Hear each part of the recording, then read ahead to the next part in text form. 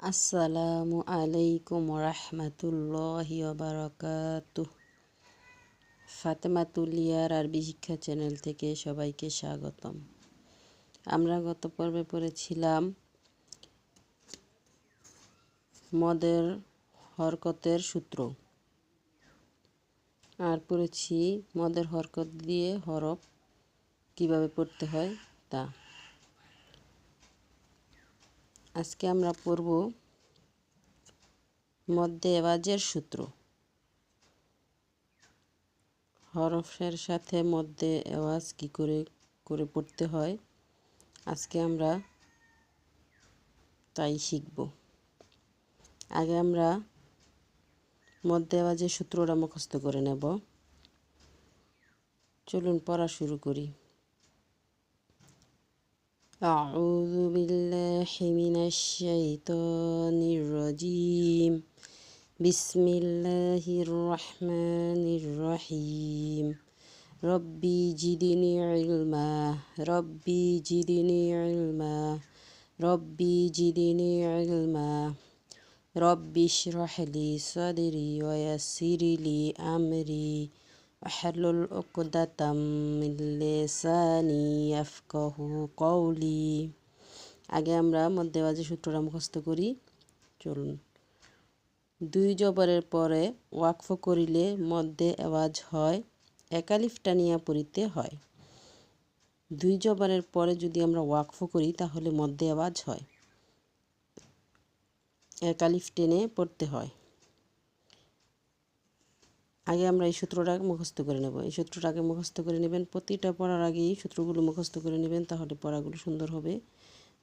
পড়তে থাকলে মনে হবে যে এই সূত্র এইটা, এই কারণে এটা রান হচ্ছে, এটা এই সূত্রের নাম, ওইটা ওই সূত্রের নাম, এইভাবে মাথার মধ্যে আসতে থাকবে, মনে হবে, পড়তে খুব ভালো লাগবে, সূত্রগুলি মনে থাকবে এইভাবে সূত্রগুলি মুখস্থ করলে।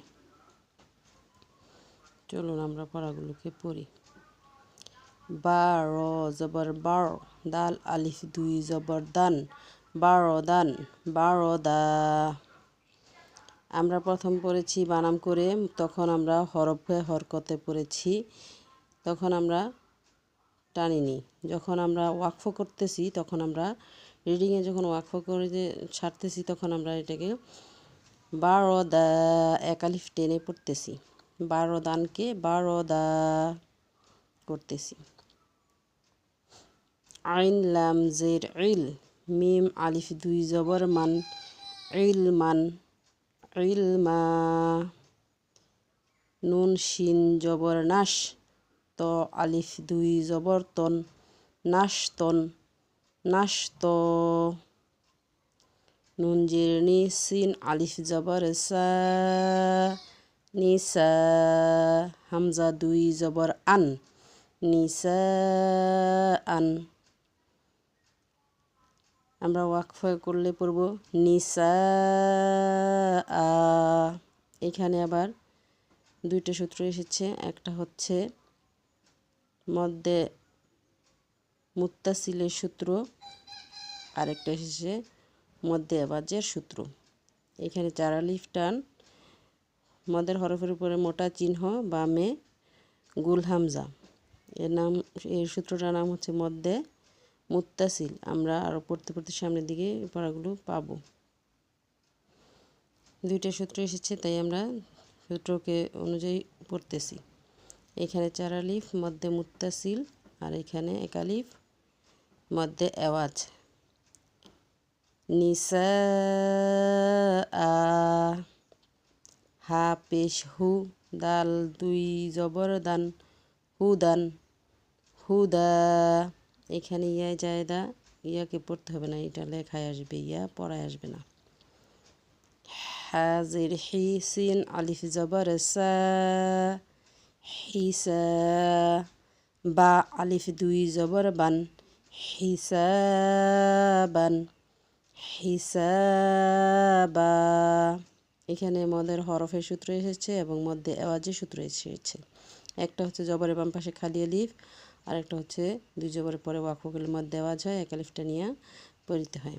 এখানে দুইটা সূত্র, একটা হচ্ছে মদের হরফের, আর একটা হচ্ছে মধ্যে এওয়াজের। তাহলে আমরা ওয়াকফ স্থলের পড়াগুলো পড়ব আর ওয়াকফ ছাড়া কীভাবে পড়ব দুটোটাই রিডিংয়ে পড়ে দেখাচ্ছি। বারদান বারদা, ইলমান ইলমা, নাশতন নাশত, নিসাআন নিসাআ,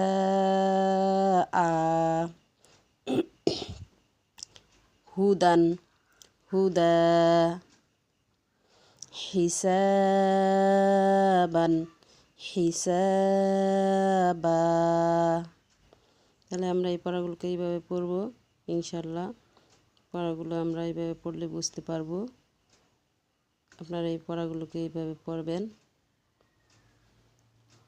আসসালামু আলাইকুম ওয়া রাহমাতুল্লাহি ওয়া বারাকাতুহু।